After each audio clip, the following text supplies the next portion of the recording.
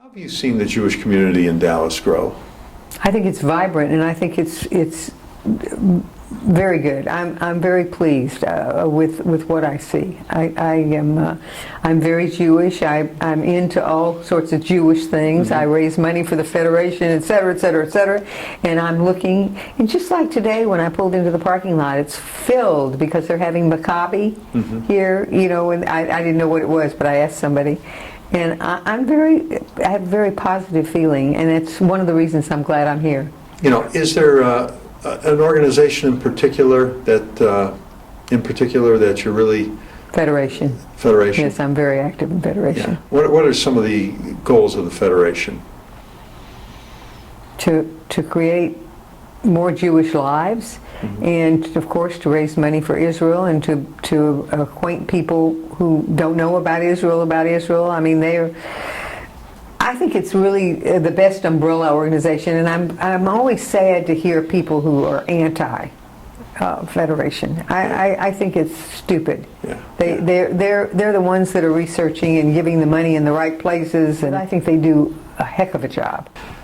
All right, Zona, 1939, San Antonio, Texas. Let's go back when you were a little girl. What do you remember? My grandfather was a chazan. And what I remember is when I was 5 years old, I was the first grandchild. And of course he adored me. And I remember going into the synagogue on Quincy, Main and Quincy, and running up on the pulpit and sitting in his lap. He died when I was 5, so it must have been right before he died. I was fortunate enough to know all 4 of my grandparents. My grandfather, on my mother's side, had a store, a corsetry store, in 68th and Stony Island in Chicago, and he was right by the St. Valentine's Day massacre. Oh, wow. He remembered the day, and you know, spoke to me about it. What did he tell you about that? He said it was awful. Yeah, it was just awful, and his store was right near there. Wow. And my grandmother worked in the store with him, and my mother told me this story. She was the youngest of 3 children, and of course they had to take her to the store all the time. All my grandparents from Chicago moved to San Antonio in the 40s. Do you know why that was? My mother was there, and they wanted to be with my mother and us, and he was retiring and sold his business. He had set my uncles up in business, and then left Chicago. It was cold in the wintertime. Yeah. Oh yeah. And San Antonio was beautiful. My father sold insurance. He had his own company. It was called Decanter and Son. That was my grandfather's name, and then my father went in with him. But it was always called Decanter and Son. I really wanted to tell about how my grandfather got to San Antonio. They had come to Chicago. In fact, in a book, there's a picture of my great-grandfather's tobacco store in Chicago on the west side. It was Rabinovitz Tobacco Company. My grandfather came from Russia. He was the youngest of a large family, and his sister, who was the next to him, and by the way, she has relatives here in Dallas too, had married a man by the name of Harry Sugarman. Her name was Eva. And he promised her that when she had the first child, if it was a boy, that he would come down and perform at the bris, not to be the moil, but to be the chazan, to sing. And sure enough, she had a boy. Wow. And he came down and brought my father. It was in the early 1900s. And it was so beautiful in January in San Antonio, and they were wearing straw hats. And my grandfather just thought that was wonderful. And they offered him a job at the synagogue to be the chazan. So my grandmother was pregnant with the second one. She subsequently had 4 sons also. As soon as she had the baby, they moved to San Antonio. But you know, at that time, chazanim were not paid very much. And so that's how my grandfather opened up the insurance business, because he could be open 5 days a week and be closed on Shabbos and the Jewish holidays. My father was president of the ZOA in 1945. People were not Zionists at that time. My dad was already president. Very, very involved with synagogues and of the ZOA. What did you do for fun as a kid? We used to play cards, go on hikes, and do something with Jewish camps. I was always very Jewishly involved. I had fun. I had a very nice childhood growing up. There wasn't a whole lot of money, but it was fun. But how did the Depression affect your family? My dad never did get over the Depression as far as taking risks. Mm-hmm. He had a lot of good clients that offered him. My mother used to be very upset with him because they offered him what she considered were good deals. Mm-hmm. He would never do it. He was scarred from the Depression. He grew up. I remember him telling me once his shoes were too small. He ripped his shoes because he wanted some new ones. And my grandfather was so upset with him, he made him wear the shoes. So we always had very good shoes. Yeah. Because he had terrible feet from that. Yeah. Now, did World War II affect your family at all? I remember the rationing stamps. My grandfather on my other side, on the Brown side, mm-hmm. opened up a ladies' ready-to-wear store, just schmata dresses, mm-hmm. That mm-hmm. kind of thing. I remember on the way to the store to see my grandfather, stopping at the grocery store, and my mother using the rationing stamps. Yeah. And also I remember her going to the meat market and watching the shucket kill the animals outside, killing the chickens and stuff. I was standing there and watching them. I was very perceptive when I was a kid. I used to listen and look a lot. I saw a lot. Where'd you go to high school? Thomas Jefferson in San Antonio. Okay. What was high school life like for you? Well, by that time I was in BBYO. We had a very Jewish crowd. Mm-hmm. There weren't that many Jewish people, but I did grow up with a good number of them. In fact, one of my friends was Janice Sweet, Sally Sweet, mm-hmm. Weinberg now. Mm-hmm. We just got married. She and I grew up together, and I had a lot of connections from BBYO. We used to come here to Dallas and to Houston and Tulsa. I knew people everywhere because and I was very active. When you were a kid, was there something like an amazing invention or something that that your folks really gravitated to, or that they really went, wow? My dad did tell me once that he thought the greatest invention was the fax machine. It was before computers. He said in his business especially that really helped him. After high school, was it college or was it go to work? I went to college, but I only went for a short time because I met my husband the first week.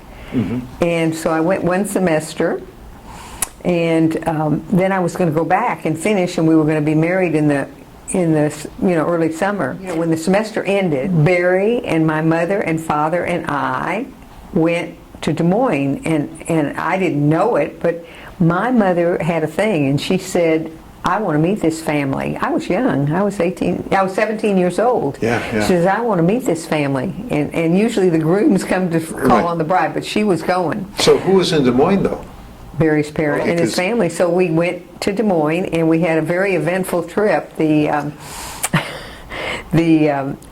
snow started coming down, and we were in Atoka, Oklahoma, and my father said to Barry, who he didn't really know that well, listen, my wife and daughter and I are stopping here. We're not going on. And of course Barry said it's fine, and I'm experienced, and he said, you can go if you want to. We're not going. So we got a train. The compromise was we left the car, and we got a train, and we drove from rode the train to Kansas City and spent the night in Kansas City, and then we got another train to go to Des Moines, and Barry's family sent somebody down to get the car. That was how we came into Des Moines. So what was it like in Des Moines meeting his family? It was very nice. They had a very nice family. His mother and father were just very nice people, mm-hmm. and he had a younger sister and a brother and lots of cousins and aunts and uncles, and my mother-in-law had them all over. This was before I became engaged, and then on the Monday, I think that was the first time the jewelry store was open. Barry went and got the ring and presented it to me, and I said yes, and then my parents went home. I was going to stay a little while longer before I had to go back to school, and then he got really sick, and luckily the doctor there sent us to Rochester, and that's where he was operated on. He had a lung removed. It was very unusual. He had cryptococcus of the lung. He's written up in the New England Journal of Medicine. He's the first one they ever saw. And I never came home until March. Mother did not put the engagement announcement in the paper until I came home. I mean, he was really sick, but thank God everything was okay. Very fortunate. So then, where did you guys get married?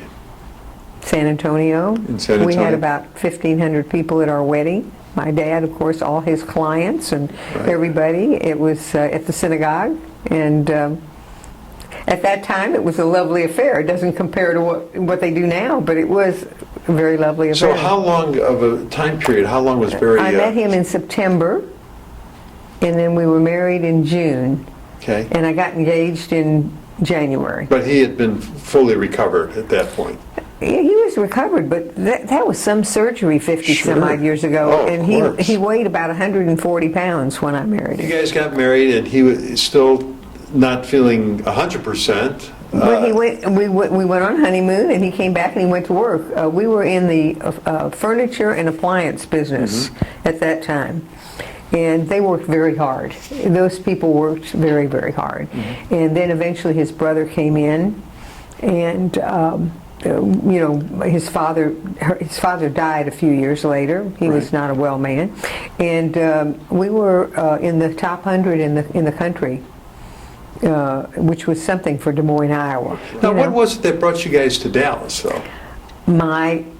First of all, we wanted our children to marry Jewish. That was paramount. There weren't that many Jewish girls in Des Moines, Iowa. We decided we'd open a store here, and we'd send one of our sons. And we just kept happening. We kept opening stores and sending our kids. And thank God all of our children did marry Jewish. We're happy about that. Then we had a deal where our truck would go to Kansas City and the truck from Des Moines would come to Kansas City, and they'd switch.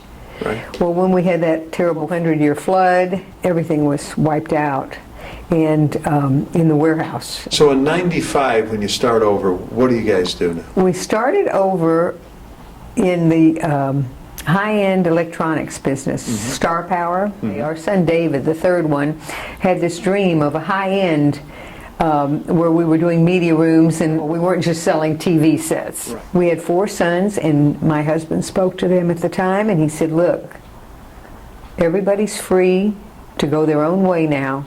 If there's ever a time that you wanted to do something different, this is the time. And without hesitation, every one of them said, no, we want to work together, and we want to build something and get back together, and that's what they did.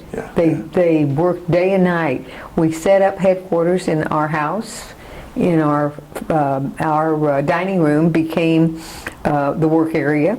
They had computers and everything going on our dining room table and extra tables, and they worked and they worked and they worked some more and made what they have today in a few short years. We were in the flooring business before, and we started doing business with Fannie Mae. We now do business with Fannie Mae all over the country. We have a very successful business, mostly commercial, and we really never advertised. What was the happiest time in your life? I think right now. I think right now. I think that I am very blessed. I have, our children are all good, our grandchildren are all good. I think now. I'm very, very blessed. What was it like being the oldest of, and having two? I'm like the mother. Two brothers. I raised my younger brother. He's 13 years younger than I am. Now, in your lifetime, you've lived through so many momentous occasions. World War II, Kennedy assassination here in Dallas, something good, the moon landing in '69, of course, the tragedy of 9/11. Was there something that really stood out that you took notice of and said, boy, I remember that and I know exactly where I was? All the things you talked about. I remember where I was and what I did and how horrified we were about all of it. Well, you and Barry, 56 years, 4 sons, 9 grandkids. What advice does Grandma have for those 9 grandkids in the next generation? Well, first of all, I want them to be all well and healthy, and that's something I don't have any control over. I want them to get their education, and I want them to marry Jewish. I think they'll have better lives married to Jewish people. And I want them to be healthy and happy, and I want them to be involved in the Jewish community. That's very important to me. So That's the advice I have for him. Well, thanks for doing this today. You did a great job. Well, I do want to preserve, stuff, and I'm sorry I didn't do more with my father Yeah. when he was, younger. Thank you very much for